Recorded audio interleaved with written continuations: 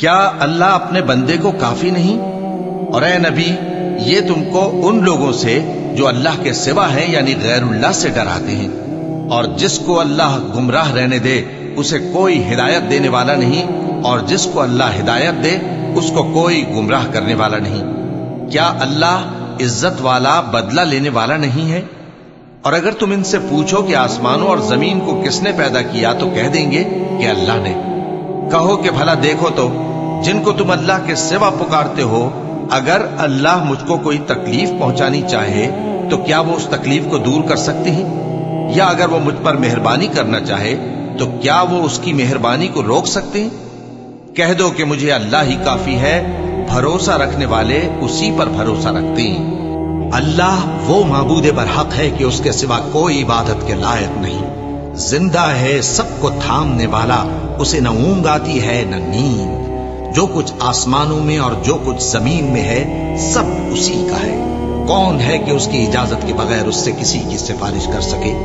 جو کچھ لوگوں کے روبرو ہو رہا ہے اور جو کچھ ان کے پیچھے ہو چکا ہے اسے سب معلوم ہے، اور لوگ اس کی معلومات میں سے کسی چیز پر دسترس حاصل نہیں کر سکتے۔ ہاں، جس قدر وہ چاہتا ہے اسی قدر معلوم کرا دیتا ہے۔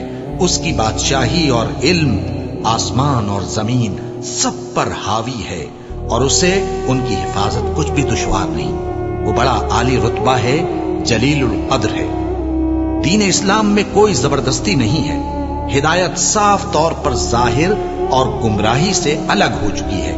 تو جو شخص بتوں سے اعتقاد نہ رکھے اور اللہ پر ایمان لائے، اس نے ایسی مضبوط رسی ہاتھ میں پکڑ لی ہے جو کبھی ٹوٹنے والی نہیں، اور اللہ سب کچھ سنتا ہے، سب کچھ جانتا ہے۔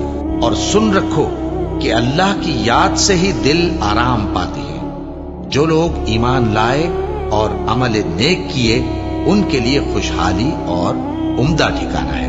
جو شخص دنیا کی آسودگی کا خواہش مند ہو تو ہم اس میں سے جسے چاہتے ہیں اور جتنا چاہتے ہیں جلد دے دیتے ہیں، پھر اس کے لیے جہنم کو ٹھکانہ مقرر کر رکھا ہے، جس میں وہ نفرین سن کر اور درگاہ الہی سے راندہ ہو کر داخل ہوگا۔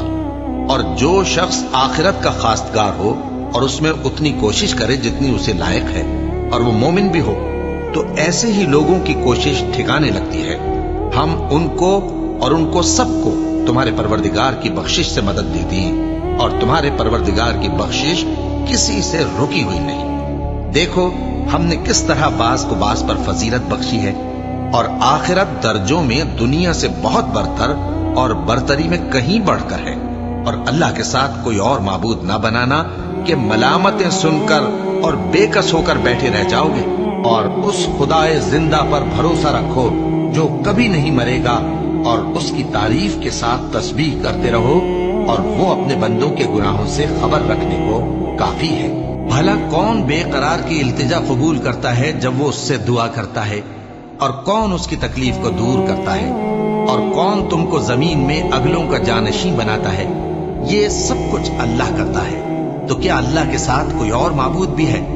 ہرگز نہیں، مگر تم بہت کم غور کرتے ہو۔ اے پیغمبر، میری طرف سے لوگوں کو کہہ دو کہ اے میرے بندو، جنہوں نے اپنی جانوں پر زیادتی کی ہے، اللہ کی رحمت سے نا امید نہ ہونا۔